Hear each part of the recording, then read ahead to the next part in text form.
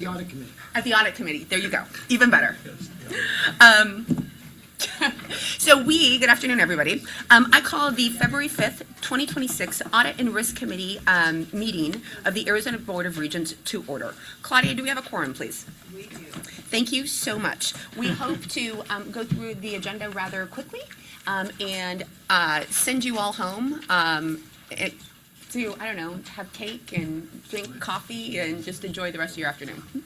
But I do want to say that I am standing in for the chairman of the committee, Regent Brewster, who happens to be traveling, and just wanted to make sure that we were copacetic when it comes to Wi-Fi and connectivity, et cetera. He just didn't know for sure that he was going to be able to participate, but he is here virtually. And so, sir, I will be going through the agenda, but by all means, jump in at any time that's appropriate. As a reminder, the live stream of the public meeting is available on YouTube at the ABOR Live link. Today, we will receive a status reports from the chief audit executives at ASU, NAU, and the U of A. So our first order of business, though, is going to be approval of the consent agenda. Does anybody have any conflicts to declare on items 2.1 and 2.2? Okay, it is an action item. So I move that the committee forward to the board for approval items 2.1 and 2.2 as listed on the consent agenda. Is there a second? Second. All those in favor? Aye. Opposed? Abstentions? Motion carries. Thank you.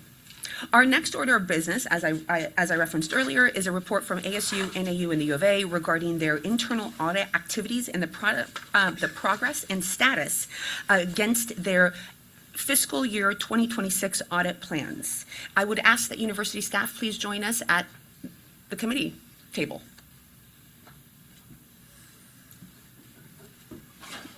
Right.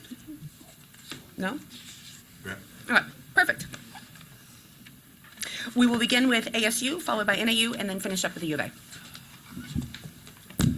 Dr. Olson, are you joining us? Or okay, perfect. Awesome. Sure. We do that. No, you don't have to. No. If you're happy, I'm happy. I'm always happy if you're happy. Thank you very much for joining us. I know. Back there. Lisa, the floor is yours. Great, thank you. As part of materials, we've submitted 6 assurance audits, several cycles of our continuous auditing program, as well as our 5-year quality review. From a completed audit perspective, we've completed 2 IT projects focused on firewall security, as well as Knowledge Enterprises Active Directory environment. The firewall audit did note a significant issue as part of that audit related to firewall rule management, as well as security configuration. The Active Directory audit, excuse me, the Active Directory audit also had a significant issue noted as part of that related to pervasive local administrator level access. Management plans have been provided in both of these areas. One plan is still pending finalization. We'll continue to track status of these items once all plans have been received.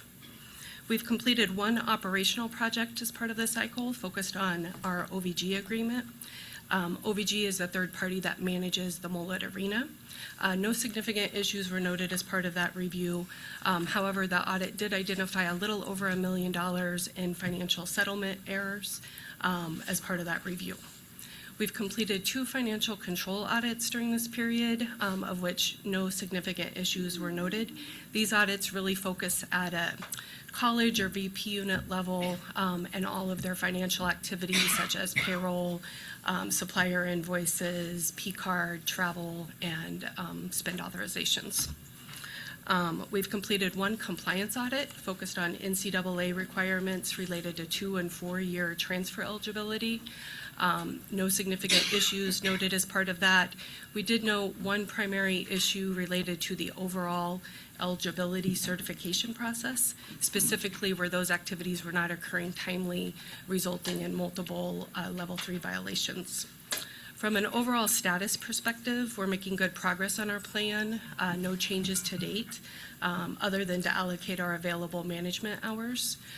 We have been short one resource since August. We anticipate that that will remain open through the rest of the fiscal year, and we'll reassess the position as well as the related funding as part of this year's audit planning cycle. From a open or issue management perspective, we have 4 significant issues open, 2 of which I've already spoke to. The other 2 also relate to pervasive local administrator level access across different units of the university. We are actively monitoring these 2 items. Plans are in the process of being updated for both of them. One of them it is past due. There's still some remaining tasks to be done, as well as full implementation that the team is working on. The other is being reassessed due to organizational change of the issue owners. So we'll continue to track both of those items. Overall, we have 32 open audit issues that are in various stages of remediation by management, and 15 audit issues that are tied or that are ready for our verification. Okay. Also, as part of materials, I submitted our 5-year quality review according to the standards that we're governed by, the internal audit's global standards. An external quality review is required every 5 years to assess our compliance to standards, as well as to assess the efficiency and effectiveness of the audit structure and execution. We completed our self-assessment in July and concluded that we fully conform with standards and are meeting the purpose of internal audit. The external verification occurred in November. That review was led by the Chief Auditor of the University of Tennessee system, as well as the Chief Auditors from the University of Iowa and University of Colorado systems. The external team concurred that we are fully conforming with the standards. They highlighted best practices they noted as part of that review, as well as areas of process improvement that we can focus on. Best practices that were noted related to our internal audit review board structure that the audit committee has implemented. They also highlighted audit management, the perceived value of internal audit across the university, our team culture, the professional certifications that the team collectively holds, as well as our collaboration with enterprise risk management. Areas of improvement they highlighted, there were 4. 3 of them are tied primarily from my perspective to the size of our team, given our size or our current funding. The first one related to my involvement on actual execution of the audit plan and just the level of involvement. Again, given the size of our team, the fact that our plan is fairly aggressive, we build my interaction as part of that plan. I do carefully manage that with leadership engagement as well as strategic initiatives, and will continue to do so. The second area was really focused on our lack of outsourcing or co-sourcing activities to extend our audit coverage. Again, we currently do not have funding for this.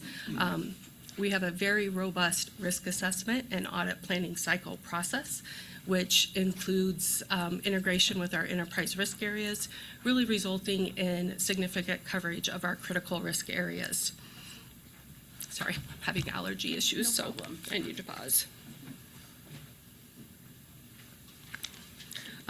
This overall process, as well as just our internal audit involvement, reviewing our proposed plan, as well as our alternative projects that we considered but did not prioritize due to resource constraints, really ensures we're focusing our activities in the right place, and we will continue with that approach.